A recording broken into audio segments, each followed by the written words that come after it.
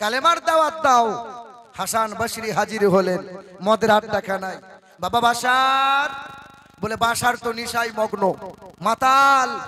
বলে বাশার বাবা একটু সাবধানে আয় বাবা। বাশার হাফি নওজোয়ান পা পা করে আসে। বলে সাবধানে আয় বাবা, পড়ে গেলে যে হাত পা ভেঙে যাবে, পড়ে গেলে যে হাত পা ভেঙে যাবে। তখন আল্লাহর ওলি ওই বাশার হাফি নওজোয়ান যখন তিনি মাতাল ছিলেন ওই অবস্থায় বলছেন, ওগো আল্লাহর ওলি, আমি যদি পড়ে যাই হাত পা ভেঙে যাবে, 2-4 মাস ব্যান্ডেজ করে ভালো হয়ে যাব। কিন্তু আপনারা যে হুজুর মানুষ, আপনারা যে হুজুর মানুষ, আপনাদের পা একটু সাবধানে রাখবেন। আপনাদের পা যদি কোনোদিন স্লিপ হয়ে যায় সমাজে আর কখনো দাঁড়াতে পারবেন না। কথা বুঝতে পারলেন? হাফেজ সাহেব যারা, মৌলভী সাহেব যারা, ইমাম সাহেব যারা, ওই বাড়িতে বেশি বেশি যাইও না যে বাড়িতে পুরুষের সংখ্যা কম। ওই বাড়িতে ঘন ঘন যাইও না। বলে হুজুর কেন যাও? বলে আমার বোন হয়, পাতানো বোন। আর মহিলা বলছে ওটা আমার দাদা হয়। বলে কোন দিন শয়তানে বসবাসাই পরে কাদা করে বসবে যে। এই যে হুজুর মানুষদের পা যদি স্লিপ হয়ে যায়, বন্ধুরা আমার, আল্লাহর ওলি হাসান বসরি দেখলেন যাতে মাতাল হতে পারে তালে তালে। বলে বাসার ঘর চো বাবা। বাড়িতে গিয়ে গোসল করিয়েছেন। বলে বাবা বল তো ভালো কাজ কিছু করেছিস? বলে একটাই মাত্র ভালো কাজ করলাম। কি? বলে কোরআনের আয়াত পড়েছিল, রাস্তায় চুমা দিয়ে আদর করে তুলে উঁচু জায়গায় রেখেছি আর সকাল সন্ধ্যা চুমা দিয়েছি। বলে বাবা আজকে তওবা করে নে বাবা, আল্লাহর আগে একটু তওবা করে নে, অঙ্গীকার করে নে, আর সুদের কারবার করবি না, আর মদ্যপান করবি না, এই খারাপ সঙ্গে সর্বনাশ যেন আরো হোসনি বাবা। চোখের পানি ফেলেছিল, হাতে হাত রেখে বায়াত হয়েছিল, বায়াত তওবা করেছিল, আল্লাহর ওলির হাতে হাত দিয়ে শপথ গ্রহণ করেছিল। বাশার কাল মাতাল ছিল, জামানার আজ এত বড় ওলি হলো। বাশার হাফি খালি পাওয়ালা আল্লাহর ওলি হয়ে গেল। ইন্তেকাল যখন হয়েছিল কবরের মাটি জান্নাতের খুশবু হয়েছিল। বলো সুবহানাল্লাহ। মুসলমান নওজোয়ান যুবকেরা, বাবাজিরা, ভাইরা আমার, এটাও আপনাদের স্মরণ করিয়ে দিই, মুসলমানদের কত মসজিদ কত মাদ্রাসার উপর আঘাত হলো।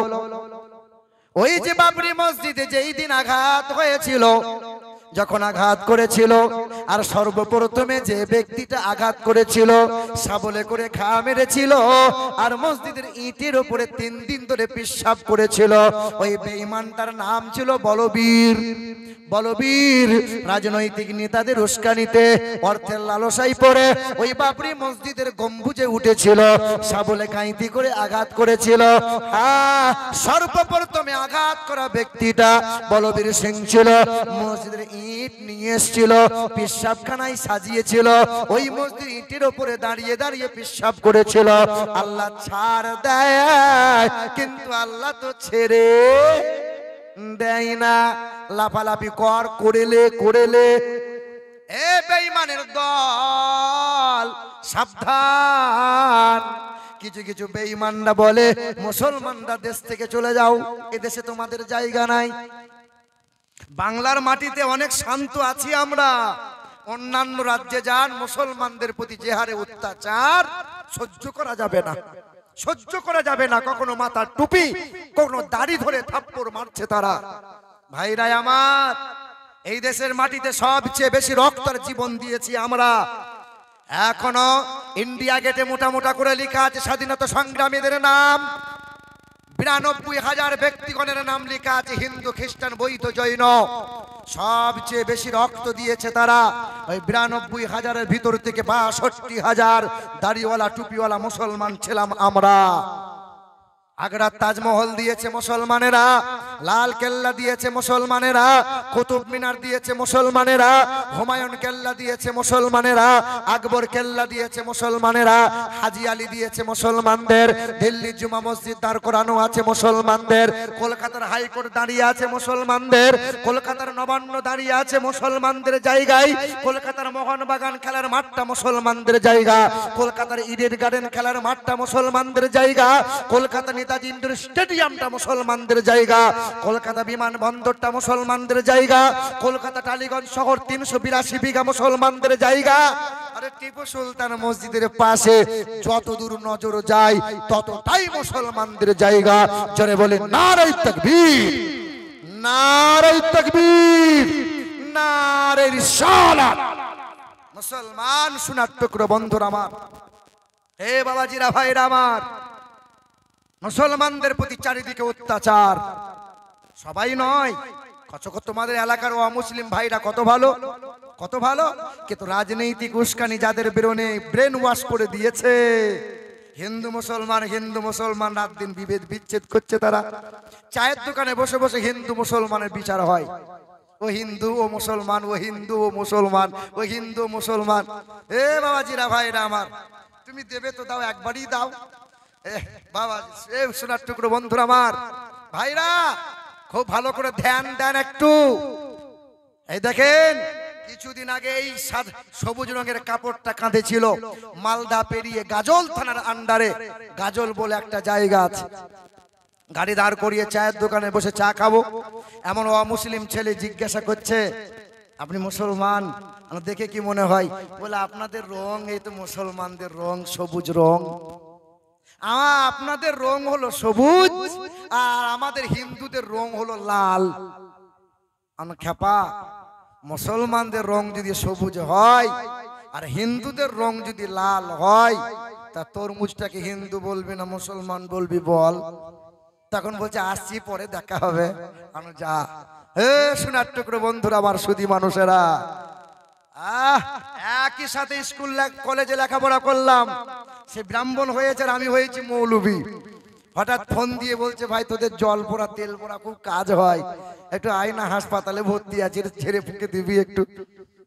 দেখেন না, ও মুসলিম ভাইরা মসজিদের সামনে, মাজারের সামনে জল নিয়ে ছেলে নিয়ে দাঁড়াই কি দাঁড়াই না?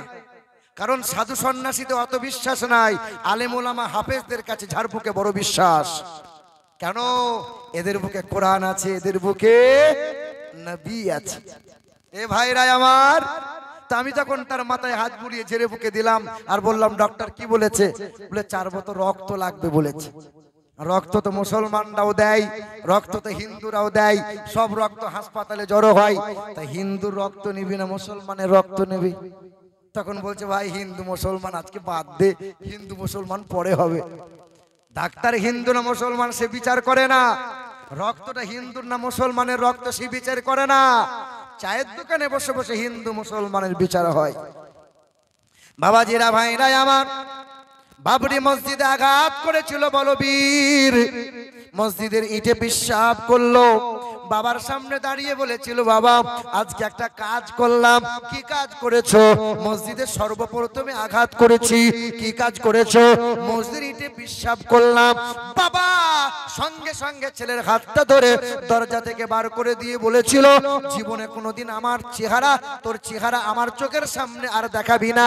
আমি হিন্দু হতে পারি, আমি মুসলিম হতে পারি, মূর্তি পূজা করতে পারি, কিন্তু মসজিদ থেকে আমরা প্রণাম করি, সালাম করি না।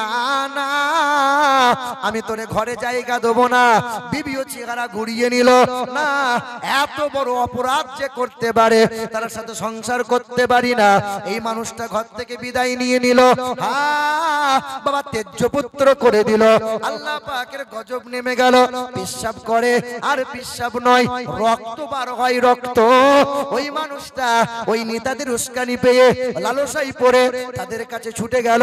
তোমাদের কথা শুনে আমি এমন কাজ করলাম, আজকে এমন একটা রোগ হয়ে গেল, চিকিৎসা করি তো রোগ ধরা পড়ে না। নেতা কয়দিন থাকবে? যে নেতাকে খুশি করার জন্য ভাইকে আঘাত করলে, তুমি মুসলমান ভাইকে কষ্ট দিলে, না বন্ধু না, তোমার নেতা আজকে আছে কাল থাকবে না। ওই নেতার তাবেদারি করো। যে নেতা আজ আছে কবরে যাওয়ার পরে সঙ্গে সঙ্গে হাজির হবে আর হাসরে তোমার জন্য কাঁদবে। তিনি হলেন বিশ্বের মহান নেতা নবী মুহাম্মদুর রাসূলুল্লাহ।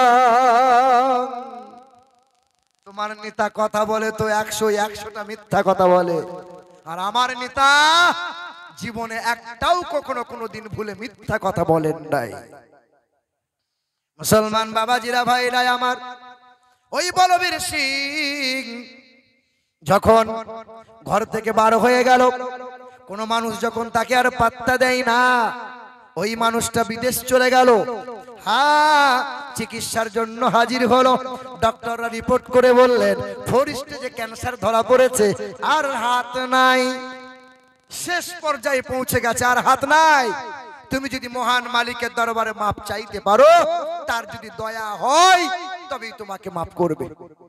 বাবাজিরা ভাইরা আমার, ওই মানুষটা দিল্লির জুমা মসজিদের সিঁড়িতে বসে গেল। চেহারা রোগা পাতলা হয়ে গেছে, একজন আল্লাহ পাকের ওলি বান্দা। এই মানুষটা চেহারায় হাত বুলাইয়ে বলে, বাবা কাঁদো কেন?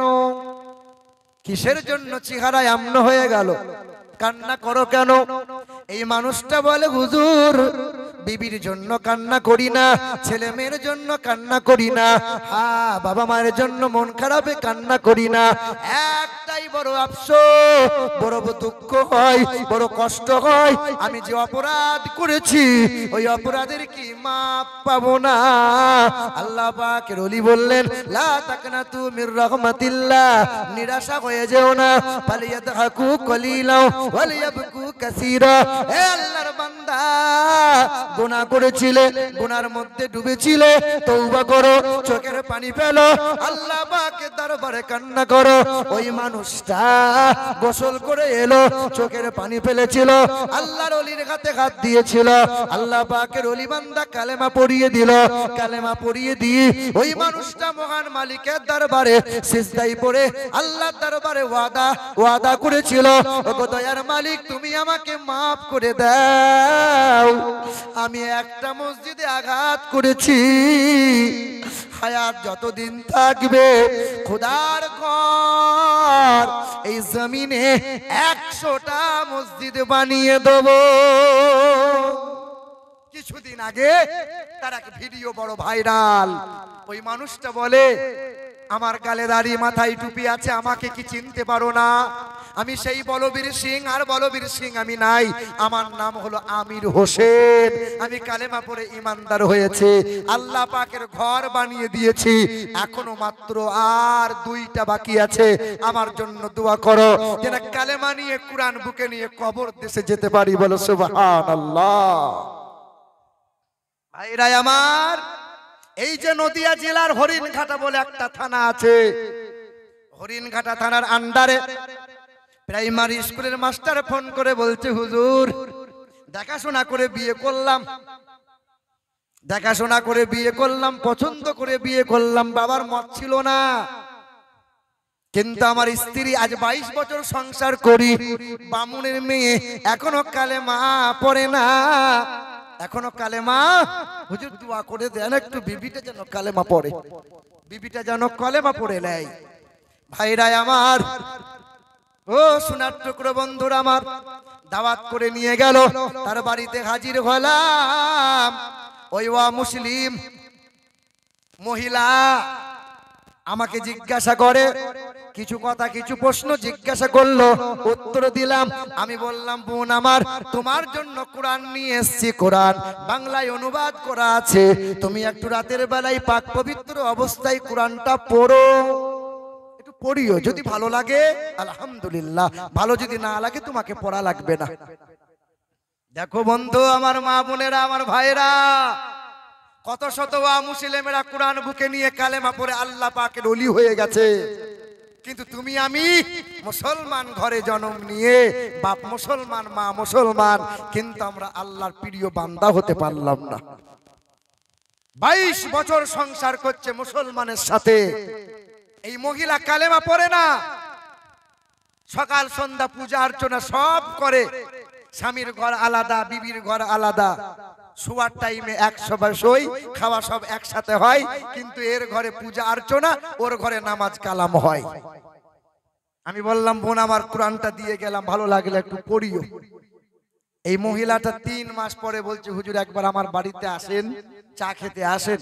3 মাস পরে যখন গেলাম তা আমাকে বলছে হুজুর আমি কালেমা পড়তে রাজি আছি, কিন্তু শর্ত হলো সকাল সন্ধ্যা আমাকে ঘন্টা বাজাতে দিতে হবে।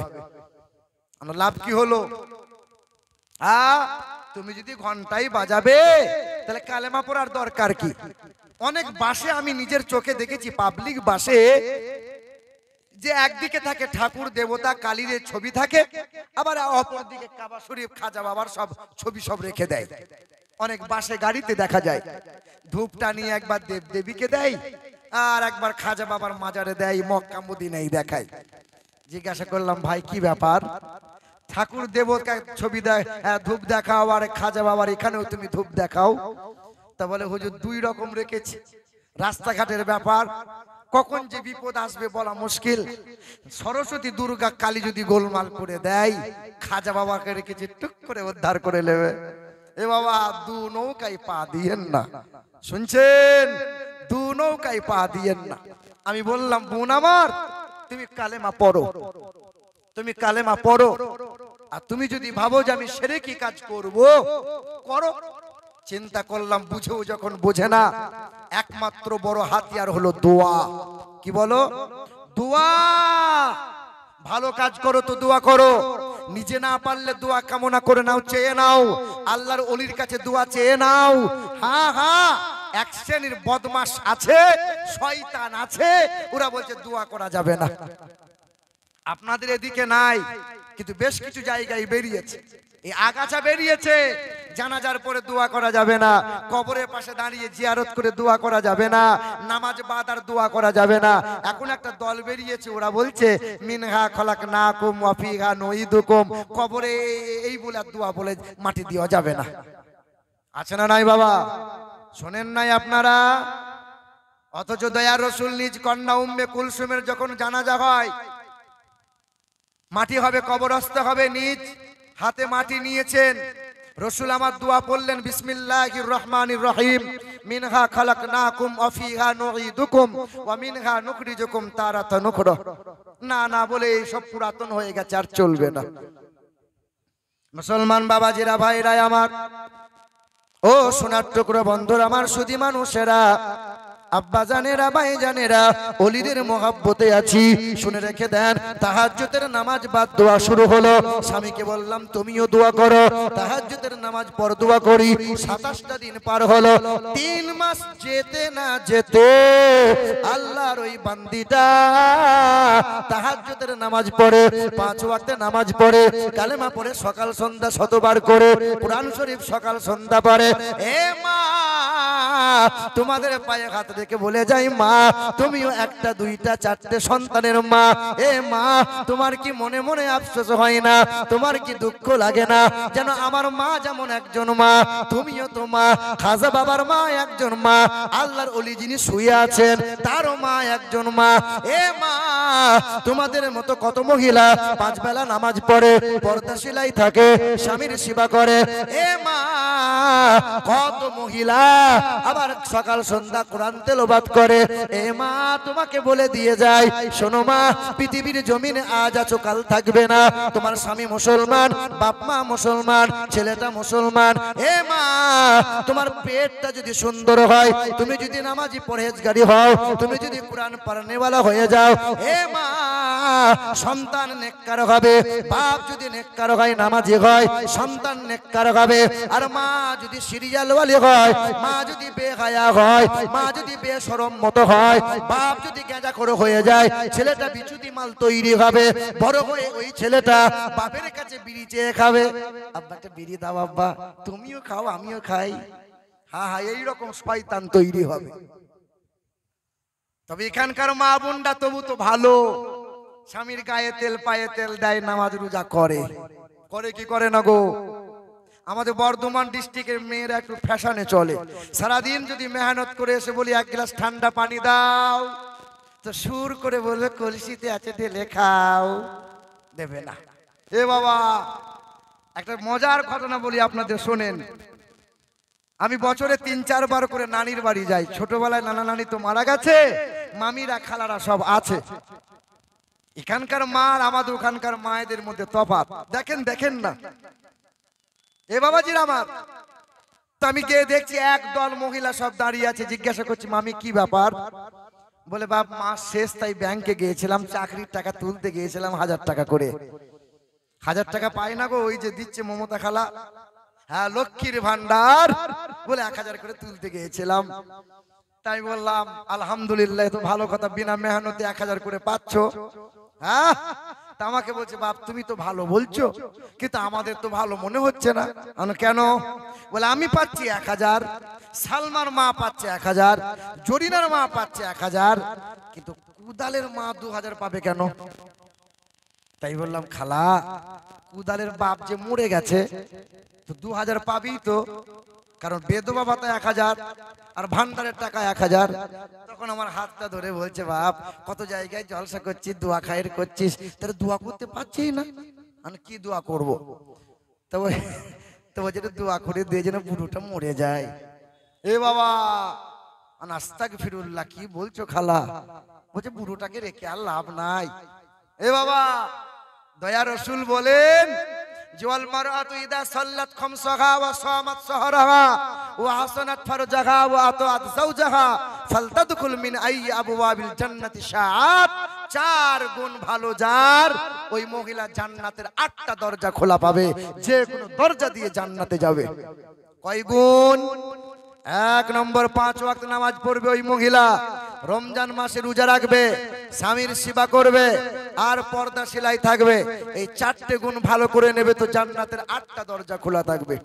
বলেন তো ভাইরা আমার, বেশিরভাগ বা অধিকাংশ সময়ে হার্ট অ্যাটাক করে যারা মারা যায়, অধিকাংশ পুরুষ মানুষ বেশি মারা যায় না মহিলারা বেশি? পুরুষ মানুষ বেশি। চিকিৎসা বিজ্ঞান বলছে যে পুরুষ মানুষের হার্ট অ্যাটাক হওয়ার মূল কারণ হলো তাদের বিবিরা। এরা এত পরিমাণে প্রেশান দেয়, এত পরিমাণে মানসিক অত্যাচার করে, যা অতি অল্প দিনে বেটা হার্ট অ্যাটাক করে মারা যায়। অধিকাংশই চিকিৎসা বিজ্ঞানরা বলছেন, দেখবেন বেশিরভাগ সংসারে আগুন লাগে কাদের কারণে? ওদের কথার কারণে। এই কদিন আগে এক মাহফিল করে ঘরে বসে আছি, আর এক মহিলা বলছে হুজুর তাবিজ দেন একটা। আমি কি তাবিজ দেবো? বলে আমার স্বামী আমাকে দেখতে পারে না, সারাদিন কাজ করে আসার একটু ঝগড়া করে। তাই মনে মনে চিন্তা করলাম এর যদি মুখ আগে বন্ধ করে দিতে সুখের সংসার আসবে, কারণ এর মুখ যদি বন্ধ করি ব্যাস কাজ হয়ে যাবে। তা চিন্তা করলাম মুখ বন্ধ করা তাবিজ দেওয়া লাগবে। তা ঘরে একটা ক্যালেন্ডার ঝুলছিল, ক্যালেন্ডারের কাগজ তো খুব মোটা হয়, টুক করে ছিঁড়ে দিয়ে দড়ি করে বেঁধে বললাম মন আমার, এই তাবিজ হাতে বাঁধা লাগবে না, বালিশে দিওয়া দিতে হবে না, মুন্ডা পড়া লাগবে না, মিষ্টি লাগবে না, জল তেল পড়া লাগবে না। এ তাবিজ সাংঘাতিক তাবিজ, তবে খুলে কোনোদিন দেখবে না, খুলে দেখা যাবে না। তো বলছে হুজুর রাখবো কোথায়? বলে তোর স্বামী যখন সারাদিন মেহনত করে বাড়ি আসবে, টুক করে দাঁতে করে টিপে ধরে থাকবি, কথা বলবি না। 40 দিন পরে বলছে হুজুর সাংঘাতিক কাজ আপনার তাবিজে, মনে হচ্ছে মরা মানুষ জ্যান্ত হয়ে যাবে। হবে না মানে তোর কথা বন্ধ করেছিলাম। বলো বলো এ মা বোনের আমার, তোমাদের অনুরোধ করছি জবানকে কন্ট্রোল রাখো, জবানকে সংযত রাখো। ওদের কথা যত মিষ্টি, আর ঝগড়া যখন লাগবে বুঝলেন মনে হয় বিলেট চালাচ্ছে, কলজি ফেরে ফেরে ফেরে ফেরে দেয়। কি বলছেন বলেন? মা বোনের আমার, আল্লাহ আপনাদের হেফাজত করেন। বাবাজিরা, সোনার টুকরো বন্ধুরা আমার, সুধী মানুষেরা, ও আব্বা জান ভাই জানেরা, পৃথিবীর কত দুশ্মনেরা এই কোরআনকে হারিয়ে দিতে চেয়েছিল, পৃথিবী থেকে কোরআন মুছতে চেয়েছিল। বলেন তো বাপ, পৃথিবীর সব দুশ্মনেরা যদি কোরআনকে এক জায়গায় জড়ো করে আর আগুন লাগিয়ে দেয়, পৃথিবীর সব কোরআন পুড়ে ছাই হয়ে যাবে, পৃথিবী থেকে কোরআন হারিয়ে যাবে। পৃথিবীর সব কোরআন যদি বস্তায় ভরে ভরে নদীতে ভাসিয়ে দেয় দুশ্মনেরা, পৃথিবী থেকে কোরআন হারিয়ে যাবে। যদি আগুন লেগে ধ্বংস হয় পৃথিবীর সব বইয়ের দোকান, আরে বিশ্ব থেকে হারাবে না পবিত্র কোরআন। বলো কেমন করে করবে ধ্বংস, বলো কেমন করে করবে ধ্বংস তোমার আগুনের তেজ, আরে বিশ্বে ভরা লক্ষ লক্ষ আছে কোরআনের হাফেজ। আবার ছাপাবে তারা আসমানি গ্রন্থ, বাঁচাবে ইসলামের ঈমান। আরে বিশ্ব থেকে হারাবে না পবিত্র কোরআন। কোরআন কেউ মুছতে পারবে না, পৃথিবীকে কোরআন কোনোদিন কেউ হারিয়ে দিতে পারবে না। এটা এমন একটা কোরআন, যে কোরআনটা ছুঁইলে স্বভাব পাওয়া যায়, যে কোরআনটা বুকে নিলে স্বভাব পাওয়া যায়, চুমা দিলে স্বভাব পাওয়া যায়, যে কোরআন দেখলে স্বভাব পাওয়া যায়, কোরআন শুনলে স্বভাব পাওয়া যায়, কোরআন পড়লে তেমন স্বভাব পাওয়া যায়। ভাইরাই আমার, এটা হলো রমজান মাস, যে মাসে আল্লাহ কোরআন নাজিল করলেন। আমার আগের বক্তা আলোচনা করে গেছেন, ওইদিকে যাব না। এটা রমজান মাস। অন্য মাসে কোরআন পড়েছ, একটা হরফ পড়েছ, 10টা নেকি দেবে। এই মাসে কোরআন শেখো, এই মাসে কোরআন পড়ে নাও, এই মাসে কোরআনটা বুঝে নাও। ছোট হও কিংবা বড়, কালো হও কিংবা ফর্সা, সব দলমতের মানুষের জন্য নবী আমার জানিয়ে দেন, তলাবুল ইলমি ফরিদাতান আলা কুল্লি মুসলিমিন ওয়াল মুসলিমা। প্রতিটা মুসলমান নর ও নারীর জন্য নামাজটা আগে ফরজ নয়, কালেমাটা আগে ফরজ নয়, হ্যাঁ নামাজটা আগে ফরজ নয়, যাকাতটা আগে ফরজ নয়, হজ আগে ফরজ নয়। আগে হলো কোরআনের জ্ঞান অর্জন করা। আরবিতে কোরআন পড়তে পারো না, একটু বাংলাতে কোরআনটা পড়ো, কোরআনটা দেখো। না না, ও দাদি মূল্যে 4 খতম দেবে, নানা মূল্যে 6 খতম দেবে, হুজুরকে দিয়ে বক্সে দেবে। কোরআনটা বক্সানোর জন্য আল্লাহ পাঠাই নাই, খতম শোনার জন্য আল্লাহ পাঠাই নাই। কোরআন পাঠিয়েছে বান্দা সকল সমস্যার সমাধান। কোরআন পড়ো, জীবনকে সুন্দর বানাও। কোরআন পড়ো, ইহকালে নাজাত পাবে। আর কোরআন পড়ো, পরকালে জান্নাতের রাস্তা পাবে। এ বাণী সকলের নয়, শুধু মুমিনের, যারাই চলবে মেনে ফল পাবে কোরআনের। এ বাণী সকলের নয়, শুধু মুমিনের, যারাই চলবে মেনে ফল পাবে কোরআনের। ঘরে বলো কিবা রাষ্ট্রে বলো, অশান্তি দূর করে শান্তি আনে। সমাধান সমাধান চাও যদি জীবনে মরণে, ফিরে যাও খুঁজে নাও, চোখ রাখো কোরআনে। কোরআন সকল সমস্যার সমাধান আনবে। কোরআন শেখাও। না না, কোরআন কি করে শেখাবো? ছেলে মেয়ের হাতে তো মোবাইল ধরিয়ে দিয়েছে। সবার আগে ঘুম ভাঙে তোমার মাসুম বাচ্চা ছেলেটার, মেয়েটার। তো মা বলছে ডিস্টার্ব করিস না, লে মোবাইলে কার্টুন দেখ। দেখ দেখ, ছেলে আমার খেতে যাই তো মোবাইল চাই, ছেলে আমার শুতে চাই তো মোবাইল চাই। মা বলছে ছেলে আমার মানুষ হচ্ছে। না না, ছেলে তোমার এঁড়ে গরু তৈরি হচ্ছে, মানুষ হচ্ছে তোমার ছেলে। ওই ছেলেটা বড় হয়ে বাপ মা খেতে পাবে, ছেলের কাছে আশা করে বসে থাকো। কিছু কিছু লোক বলে হুজুর এমন বয়ান করবেন যেন ছেলেরা বাপ মাকে দেখে। কচু দেখবে বাপ মাকে? ছেলে মানুষ করেছো বাপ, ছেলে মানুষ করেছো? আচ্ছা বলেন তো বাবা, বাবা খাজা মঈনুদ্দিনের প্রধান খলিফার নাম কি? কে বলতে পারবেন? খাজা গরিবে নওয়াজের প্রধান খলিফা, প্রধান শিষ্যর নাম কারো জানা আছে? বলো বলো। হযরতে বাবা কুতুবউদ্দিন বখতিয়ার কাকি রহমতুল্লাহ আলাই। কি নাম বললাম? হযরতে বাবা কুতুবউদ্দিন বখতিয়ার কাকি রহমতুল্লাহ আলাই। যখন তিনার বয়স 4 বছর ছিল, দেখো মা, মা কাকে বলে? মা আমার বাচ্চাকে নিয়েছেন দিয়ে আল্লাহর ওলি ছিলেন পাশের গ্রামে একজন বুজুর্গ বান্দা হামিদউদ্দিন নগরীর দরবারে নিয়ে গেছেন। পর্দার আড়াল থেকে মা বলছেন, হুজুর আমার ছেলেকে আপনার কাছে পাঠালাম, মাথায় হাত বুলিয়ে একটু ফুঁক দিয়ে দেবেন, বিসমিল্লাহটা পড়িয়ে দেবেন।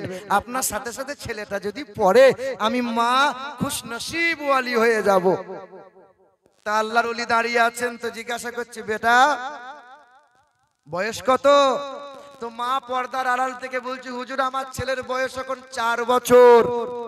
अल्लाह रली बोलছেন 4 साल का बच्चे को मैं बिस्मिल्लाह खानी नहीं करता, মানে 4 বছরের ছেলেকে বিসমিল্লাহ খানি করাবো না, আর একটু বড় হোক তারপরে আসবে।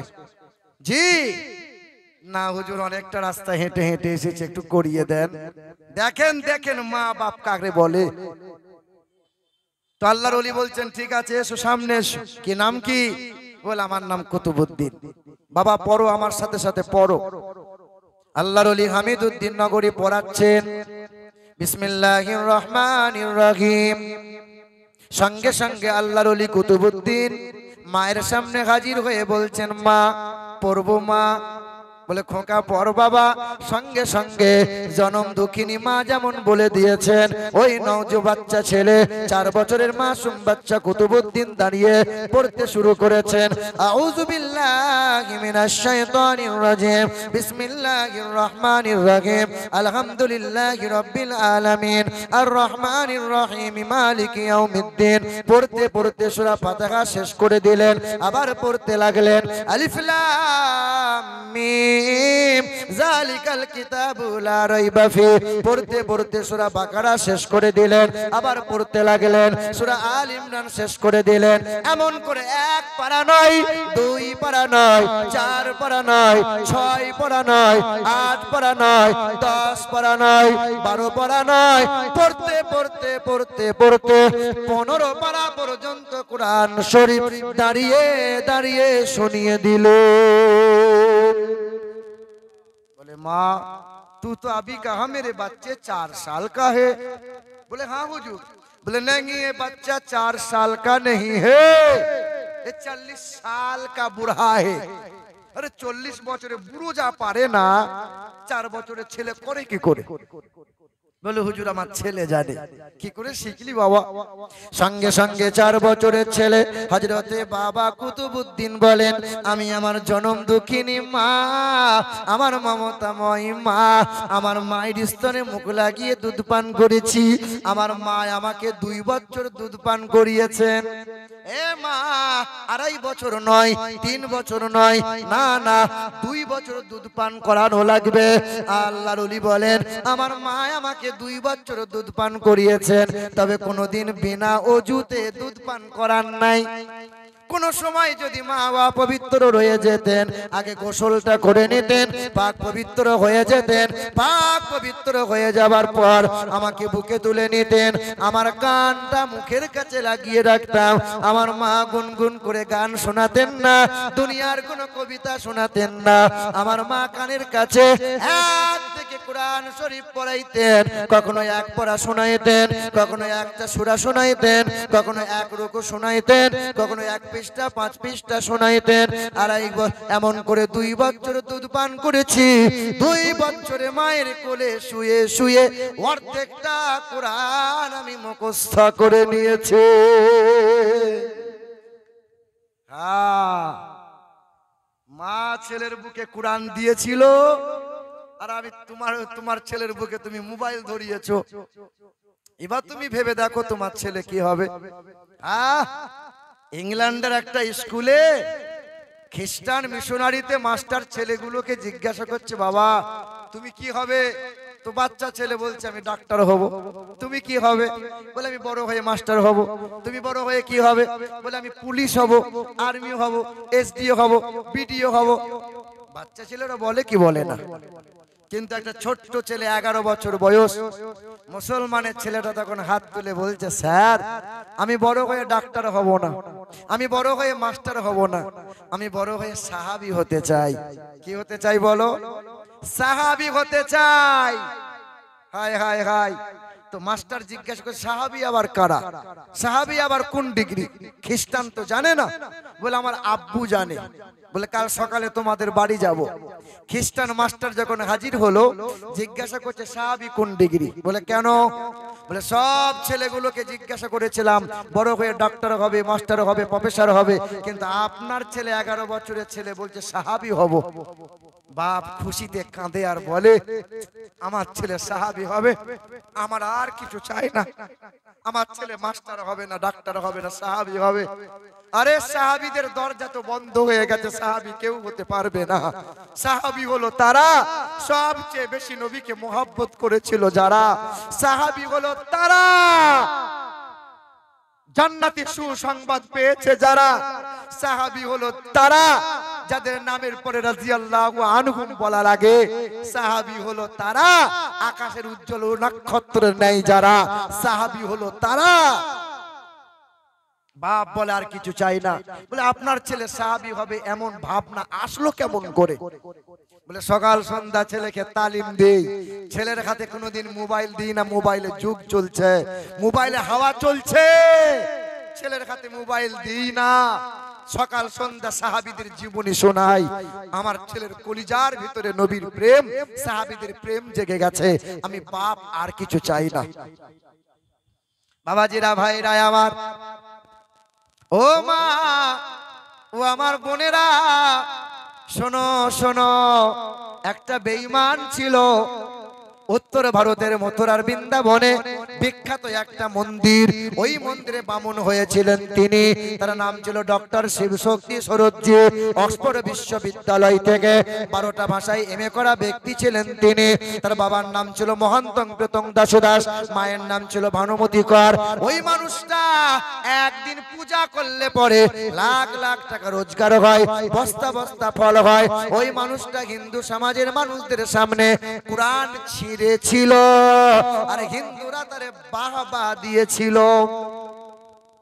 ভাইরা আমার, কোরআনের সঙ্গে বিয়াদবি করেছে। নবীজির শানে কেউ যদি কটূক্তি করে, আমরা মুসলমান কি বসে থাকতে পারবো? নবীকে কেউ যদি গালমন্দ করে, আমাদের কলিজায় কি আঘাত হবে না? যখন ভারত পাকিস্তান বাংলাদেশ এক ছিল, ওই সময় একটা বেঈমান নবীজির চরিত্র নিয়ে বই লিখেছিল, ব্যঙ্গ করেছিল। বইটার নাম দিয়েছিল রঙ্গিলা রসুল। নাম শুনেছেন আপনারা? রঙ্গিলা রসুল। ভারত পাকিস্তান বাংলাদেশ এক ছিল। 1828 সালে রাজপাল বলে যে বেঈমান, ওই বেঈমানটা বই লিখলো, আমার নবীকে লম্পট বলেছিল, নবীকে চরিত্রহীন বলেছিল। বইটা বাজারে প্রচার হয়ে গেল, মুসলমানদের কলিজায় আঘাত হলো, কিন্তু সবাই তো প্রতিবাদ করতে পারে না, ভয় পাই, প্রতিবাদ করতে যাব মার খেতে হবে, জমি জায়গা যদি চলে যায়। ভাইরা আমার, ওই সময় এ নওজোয়ান যুবক, তোমাদেরই মতো একটা যুবক ছেলে, 19 বছর বয়স ছিল। ছেলেটা কর্মে ছিল কাঠ মিস্ত্রি, গরিবের ছেলে ছিল। মা বলেছিল খোকা বাজারে যা, সবজি কিনে নিয়ে আসগা। মা কয়েকটা টাকা দিয়েছিল, থলে নিয়ে বাজারে চলে গেল। ওই ছেলেটা বাজারে গিয়ে দেখে বই বিক্রি হয়, রঙ্গিলা রসুল। রঙ্গিলা রসুল বাজার কেনা বাদ দিয়ে বইটা কিনে নিল। বইটা কিনে নিয়ে বাড়ি আসে, 1 পৃষ্ঠা 2 পৃষ্ঠা পরে চোখের পানিতে বুক ভেসে ভেসে যায়। মায়ের কদমে চুমা দিয়ে বলে, মা সবচেয়ে মোহাব্বত করবো কারে? মা বলেছিল খোকা, নবীর হাদিস কি জানা নাই? নবী আমার বলেছেন, লা ইউমিনু আহাদুকুম হাত্তা আকুনা আহাব্বা ইলাইহি মিন ওয়ালিদিহি ওয়া ওয়ালাদিহি ওয়ান নাসি আজমাইন। তোমার পিতা, তোমার মাতা, সন্তান সন্ততি সবার অধিক মোহাব্বত করো নবী মুহাম্মদ রাসূলুল্লাহকে। ওই দিন মায়ের কদমে চুমা দিয়েছে। মায়ের কদমে চুমা দেওয়া জায়েজ। কোথায় চুমা দেবে? না পীর সাহেবের পায়ে। বলে পীর সাহেবের পা খুব নরম। আমার গ্রামের এক বন্ধু, এক ছেলে প্রতি বছর 3 বার করে পীর সাহেবকে নিয়ে আসে। শীতের সময় শাল দেয় আর খঞ্চা ভরা খাবার খেতে খেতে দেয়, পীর সাহেব খায়। আর নিজের আপন মা এইরকম পুটুলি বগলে করে নিয়ে পরের বাড়ি ভিক করে করে দিন চালায়। জিজ্ঞাসা করলাম, হ্যাঁ রে, মাকে খেতে দিবি না? বলে আমার পীর সাহেব আছে তো মায়ের কি দরকার? আমার কপালে ঝাঁটা পড়ে গেছে, এর কপালে আগুন লেগে গেছে। এই বলে পীর সাহেবের হাতে চুমো, পীর সাহেবের পায়ে চুমো। আর মায়ে বলে মায়ের পা খড়খড়ে, বাপের পা সব চামড়া উঠে গেছে, চুমো। পীর সাহেবের পা কত নরম, তুল তুলে পা। এ বাবাজিরা ভাইরা আমার, মা বাবার বদদুয়াতে কত পীর সাহেব ধ্বংস হয়ে গেছে জানা নাই? হাদিস শরীফ, বুখারী শরীফের হাদিস, নবী আমার বয়ান শোনাচ্ছিলেন সাহাবাদেরকে। এই আমার সাহাবায়ে কেরামরা, নবী আমার শোনাচ্ছিলেন, নবী আমার টপ টপ করে চোখ দিয়ে পানি গড়িয়ে গড়িয়ে পড়ছিল। নবী বলছিলেন অনেক অতীতকালের ঘটনা। একজন আল্লাহর ওলি ছিল, তার নাম ছিল জুরাইশ। আল্লাহর কাছে যা চাইতো আল্লাহ তারে তাই দিত, এত বড় আল্লাহর ওলি ছিল। ওই জঙ্গলে খানকা ঘরে বসে বসে মুরাকাবা মুশাহাদা করত, আল্লাহ আল্লাহ আল্লাহ আল্লাহ তাসবিহ তাহলিল করে মগ্ন থাকতো। কিন্তু বুড়ি মা গ্রামের বাড়িতে অনেক দিন হয়ে গেছে আপন ছেলে জুরাইশকে দেখতে পাই নাই, জান খারাপ। তাই বুড়ি মা লাঠি নিয়ে সকালবেলায় টুকটুক করে চলে গেল। ওই দরজা খানকার সামনে গিয়ে আওয়াজ দিয়ে বলছে, বাবা জুরাইশ, জুরাইশ। আল্লাহর ওলি জুরাইশ শুনতে পেয়েছিল, আল্লাহর জিকির করেছিল। মা ডাক দিচ্ছে, শুনতে পেয়েছে কিন্তু দরজা খুলে নাই। মা বলেছিল, বাবা জুরাইশ আয় না বাবা, কতদিন তোরে দেখি নাই, তোর চাঁদ মুখখানা একবার দেখবো, আয় না বাবা, তোর কপালে একবার চুমা দেবো, আমাকে একবার তুই মা বলে ডাকবি, আয় না মোনা, একবার শোনা আমার, আয়। মা 3 বার ডেকেছিল, আল্লাহর ওলি দরজা খুলে ছুটে এসে একবার মা বলে সাড়া দেয় নাই। মায়ের মনটা ছোট হয়ে গেল। মা টুকটুক করে চেহারা ঘুরিয়ে নিয়ে গ্রামের বাড়ি চলে গেল। পরের দিন সকালবেলায়, দ্বিতীয় দিন সকালে মা লাঠি নিয়ে টুকটুক করে আবার গিয়েছে খানকায়, দরজার সামনে আওয়াজ দিয়ে বলেছিল, বাবা জুরাইশ, বাবা আই না বাবা, একবার দরজা খুলে আই না মনা, কতদিন তোরে দেখি নাই, একবার আমি তোরে দেখবো, তোর জন্য জান মন বড় খিদিবিদি করে, একবার তুই আমাকে মা বলে ডাক না শোনা, আই না বাবা। বুড়ি মা ছেলেকে ডাক দিয়েছিল দ্বিতীয় দিন, একবার ডাক দেয়, দ্বিতীয়বার ডাক দেয়, 3 বার ডাক দিয়েছিল। আল্লাহর ওলি জুরাইশ মায়ের ডাকে সাড়া দেয় নাই, দরজাটা খুলে একবার মা বলে নাই। মা মা কানতে কানতে বাড়ি চলে গেল, চোখের পানি ফেলেছিল। তৃতীয় দিন সকালবেলায় মা ভাবছে আর যাবো না, না ছেলে তো না না যাই।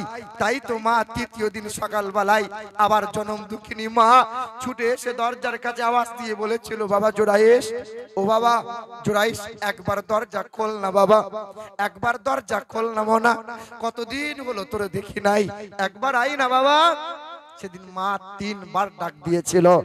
আল্লাহর ওলি 3 দিন ধরে শুনতে পাচ্ছে আমার বুড়ি মা আমাকে ডাক দেয়, আল্লাহর ওলি সাড়া দেয় নাই। কেন? জিকির করছিল, আল্লাহকে ডাকছিল, নফল ইবাদত করছিল। ইবাদত কম হয়ে যাবে, মায়ের সাথে গল্প করা যাবে না, মায়ের সাথে কথা বললে ইবাদত কম হয়ে যাবে। মা তৃতীয় দিন যখন 3 বার ডাক দিয়েছিল, চোখের পানি ফেলে মালিকের দরবারে হাতটা তুলে বলেছিল, মালিক, ও মালিক, আমার ছেলে তোমার ওলি হয়েছে না, আমার ওই ওলির বিরুদ্ধে তোমার কাছে মামলা করে দিলাম, আল্লাহ আমার ছেলে ততদিন পর্যন্ত মৃত্যু দিও না, ব্যভিচারের অপবাদ যতদিন না লাগবে। জবরদস্ত আল্লাহর ওলি নবী বয়ান শোনাচ্ছিলেন, সাহাবায়ে কিরামরা ছলছল নয়নে বয়ান শুনছিলেন, চোখে পানি ছলছল করছিল। নবী আমার বলছিলেন, মা চোখের পানি ফেলে খোদার দরবারে নালিশ করে দিয়েছে, আল্লাহর ওলি যা চাইতো আল্লাহ তারে তাই দিত, কিন্তু আল্লাহ পাক মায়ের বদদুয়া কবুল করে নিয়েছে। আল্লাহর ওলি জুরাইশ ওই মায়ের বদদুয়া থেকে বাঁচতে পারে নাই। তুমি আমি তো চুনুপুটি, হে ডাক্তার হয়েছে, মাস্টার হয়েছে, মায়ের দুয়াতে হয়েছে, হক্কানি হাফেজ হয়তো মায়ের দুয়াতে হয়, আল্লাহর ওলি হয়তো মায়ের দুয়াতেই হয়। হ্যাঁ, মা বাপকে কষ্ট দিয়ে পৃথিবীর কোনো বন্ধু পার পেতে পারে না, আখিরাতে তো পার পাবি না। বন্ধুরা আমার, সোনার টুকরো ভাইরা, মায়ের পায়ে চুমা দাও, মায়ের পায়ে চুমা দাও, মায়া বাবার পায়ে একটু তেল মালিশ করে দাও। সোনার টুকরো বন্ধুরা আমার, এ ভাইরা, ওই থেকে বলছিলাম রাজপাল বলে যে বেঈমান বই লিখেছিল, সঙ্গে সঙ্গে মায়ের পায়ে চুমা দিয়ে বলেছিল, মা সবচেয়ে মোহাব্বত করবো কারে? মা বলেছিল, তোর নবীকে বড় মোহাব্বত করে নে, নবী তোর ইমান, নবী তোর প্রাণ। সেই দিন ইলমুদ্দিন নামক 19 বছরের মুসলমান নওজোয়ান আল্লাহর ওলি বান্দা ছিল। কখনো তোমাদের মতো গান বাজনায় মগ্ন থাকতো না। সকাল সন্ধ্যা কোরআন পড়ে, হাফেজে কোরআন ছিল, বুকে কোরআন ছিল। ওই নওজোয়ান যুবক তাহাজ্জুদের নামাজ পড়েছিল। নওজোয়ান যুবক ইলমুদ্দিন বড় একটা ভুজালি নিয়ে দৌড়ে চলে গেল, রাজপালের দরজার সামনে হাজির হয়ে গেল। রাজপাল যেমন ডাক দিয়েছিল, দরজা খুলে রাজপাল সামনে হাজির হলো। ইলমুদ্দিন শত মানুষের সামনে রাজপালকে হত্যা করে দিল। যেমন হত্যা হয়ে গেল, ইলমুদ্দিন দাঁড়িয়ে গেল। ইলমুদ্দিন পালায় না, ইলমুদ্দিন নড়ে যায় না। পুলিশ প্রশাসন হাজির হয়ে গেল, ইলমুদ্দিনকে গ্রেফতার করে নিল। আল্লাহর বান্দা ইলমুদ্দিনকে জেলে বন্দী করে গেল। কয়েকদিন কেটে গেল, ইলমুদ্দিনকে আদালতে উঠানো হলো। জজ প্রশ্ন করেছিল, হে ইলমুদ্দিন কেন হত্যা করলে বলো, কি কারণে হত্যা করলে বলো। ইলমুদ্দিন বলেছিল যে আমার নবীর শানে কটূক্তি করে, নবীর চরিত্র নিয়ে কলম চালায়, পৃথিবীর জমিনে বেঁচে থাকার তার কোনো অধিকার নাই, স্বেচ্ছায় সজ্ঞানে রাজপালকে হত্যা করেছে। জজ বিরুদ্ধে কলম চালিয়ে দিল, মানে ফাঁসির অর্ডার দিয়ে দিল। ইলমুদ্দিন তোমার ফাঁসি হয়ে যাবে। লাখ লাখ মুসলমানদের কলিজায় আগুন লেগে গেল, হায় নওজোয়ান যুবকটার ফাঁসি হয়ে যাবে। ইলমুদ্দিন তোমার শেষ তামান্না কি বলো। ইলমুদ্দিন বলেছিল শেষ তামান্না একবার কোরআনটা নিয়ে আসো, যে কোরআনে 30টা পারা আছে, 540টা রুকু আছে, যে কোরআনে 114টা সূরা আছে, যে কোরআনে 86,430টা বাক্য আছে, ওই কোরআনে 3,23,671টা অক্ষর আছে। ওই কোরআনটা নিয়ে আসো, যে কোরআনে আমার দয়ার নবী মায়ার নবী হাবিবে কিবরিয়া জনাবে মুহাম্মদুর রাসূলুল্লাহর নামের গুণগান 1200 বার করা হয়েছে। কোরআনটা নিয়ে এলো, কোরআনটা চুমা দিয়ে মায়ের কোলে ফিরিয়ে দিল। মা বলল, জগৎবাসী দেখ দেখ, আমি 10 মাস পেটে ধরে ধন্য হলাম, আমার ছেলেকে খোদার রাগে দান করে দিলাম। ফাঁসির মঞ্চে দাঁড়িয়ে গেল, কালো কাপড় দিয়ে মুখ ঢাকা দিয়া হলো, গলায় দড়িতে ফাঁস দিয়া হলো। জাল্লাদের হাতে সময় হয়ে গেল, দড়িতে টান দিয়ে দিল। ইলমুদ্দিনের ফাঁসি হয়ে গেল, দেহটা ঝুলে গেল। আল্লাহর ওলি বান্দা নওজোয়ান ছিল, তবে আল্লাহর ওলি ছিল। ইলমুদ্দিন ইন্তেকাল হয়ে গেল, লাখ লাখ মানুষের চোখ দিয়ে পানি গড়িয়ে গিয়েছিল। ইলমুদ্দিনের দেহ গোসল দিয়া হলো, খুশবু লাগানো হলো, কপুর লাগানো হলো, চোখে সুরমা দেয়া হলো, কাফন পরিয়ে দেয়া হলো। ইলমুদ্দিনে জানাজা হবে। হায়াতে আল্লামা ইকবাল ওই সময় ছিল। আল্লাহর বান্দার জানাজা হয়ে গেল, লাখ লাখ মানুষের ভিড় জমেছিল। আল্লাহর বান্দার কবর হয়ে গেল, সবাই কবরের পাশে দাঁড়িয়ে চোখের পানি ফেলে দোয়া করেছিল। সব মানুষ একে একে চলে গেল। একদিন পার হয়ে গেল, একটা মাস পার হয়ে গেল, 2টা মাস পার হয়ে গেল, 3টা মাস পার হয়ে গেল। সরকার অনুমোদন দিয়েছিল, ইতিহাস সাক্ষ্য দেয়, পুলিশ প্রশাসন দাঁড়িয়েছিল। কবরটা খনন করা হবে, লাশটা পোস্টমর্টম করা হবে। কবরটা খনন করা হয়েছিল। যে শয়তানটা বলে আল্লাহর ওলিরা মরে গেছে, নবীরা মরে গেছে, ইতিহাস সাক্ষ্য দেয়। দেখো দেখো, এখনো গুগলে সার্চ করলে পাবে। হ্যাঁ হে বন্ধুরা, 3 মাস পরে আল্লাহর বান্দাটার কবর খনন করা হলো, লাশটা কবর থেকে উঠানো হয়। লাখ লাখ মানুষেরা দেখেছিল 3 মাস আগে যেমন তার চেহারা ছিল, আজও চেহারা তেমন নয়। যেমন তার কাপনে কাপড় ছিল, আজও কাপনে কাপড়টা তেমন নয়। কাপনে ময়লা হয় নাই, তার চেহারা লোমগুলো খসে যায় নাই, চামড়াগুলো ফেটে যায় নাই, দেহটা ফুলে যায় নাই। এক কথায় আল্লাহর যারা ওলি হয়, তাদের পোকা মাকড় কেন মাটি তাদের দেহ ছুঁইবে না। তুমি আমি মারা যাব, মরে যাব, পচে যাব। কোন কবি বলেন সাধারণ মানুষ মারা যাবে, 6 দিনে নখ খসবে, 6 দিনে নখটা খসবে, 9 দিনে চুল পড়বে। 6 দিন পরে নখ খসে যাবে, 9 দিন পরে চুল। কবর গাগের সামান নিতে কইরো না কেউ ভুল। কবর জায়গা ভালো নয়, কবর জায়গা ভালো নয়। আমল দিয়ে কবর গৃহ সাজিয়ে নিতে হয়। কবর জায়গা ভালো নয়। 17 দিন পেটে পেটে শেষ, পোকার খাদ্য হবে। 60 দিন পরে গোশ থাকবে না, কঙ্কাল পরে রবে। 17 দিন পেটে পেটে শেষ, পোকার খাদ্য হবে। 60 দিন পরে গোশ থাকবে না, কঙ্কাল পরে রবে। 90 দিন হারে গুলি সব, 90 দিন হারে গুলি সব আলাদা হয়ে রয়। কবর জায়গা ভালো নয়, কবর জায়গা ভালো নয়। আমল দিয়ে কবর গৃহ সাজিয়ে নিতে হয়। এটা সকলে উঠে দাঁড়ান না।